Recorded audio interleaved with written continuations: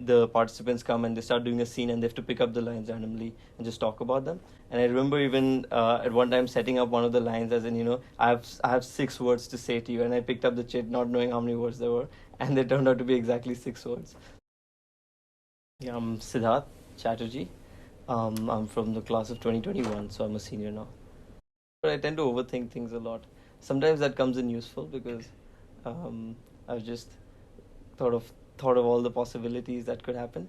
But most often it's either a mundane preoccupation or something else. I don't know. I used to do improv theater, and sometimes it would benefit me having because I think so much. When I just say what I'm thinking about, it's usually a lot. So that usually helps in improv when you're just talking a lot. So there's this game in improv that we play called Blind Lines, where the idea is that it's a short 5-minute game. The audience gives you let the audience give you some kinds of lines. They put it in pieces of paper, and they just put it on stage, and then the participants come and they start doing a scene, and they have to pick up the lines randomly and just talk about them.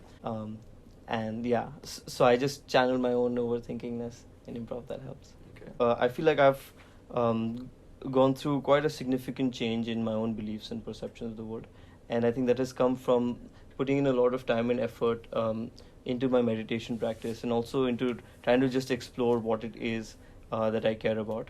Sukh comes from Sukha in Sanskrit. It's commonly used a lot in Buddhism, but it's a feeling of it's translated as happiness, fulfillment, a lot of those things. But it's a feeling of I'd say groundedness,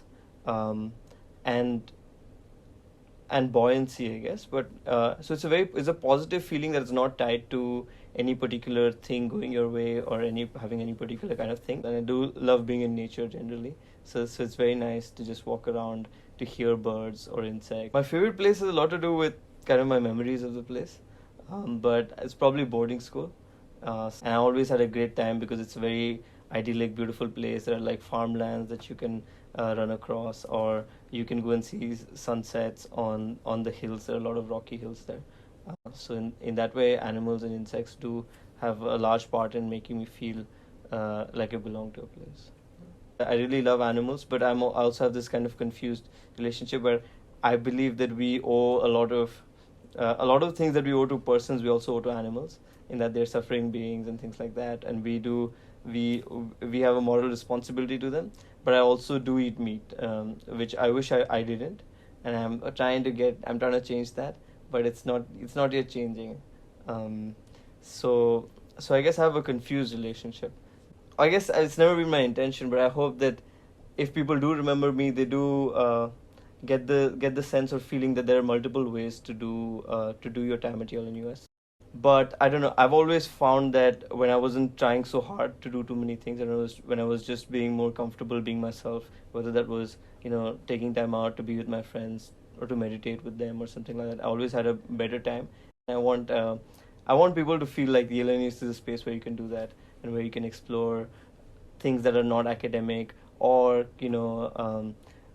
related to things that you could put on your resume, or that would qualify as being productive or busy in particular ways. I didn't end up doing a lot of the things that I thought I had to do, or finding out a lot of things that I thought I had to do, and it hasn't made a difference. And I could have done even fewer things, and it would have been fine.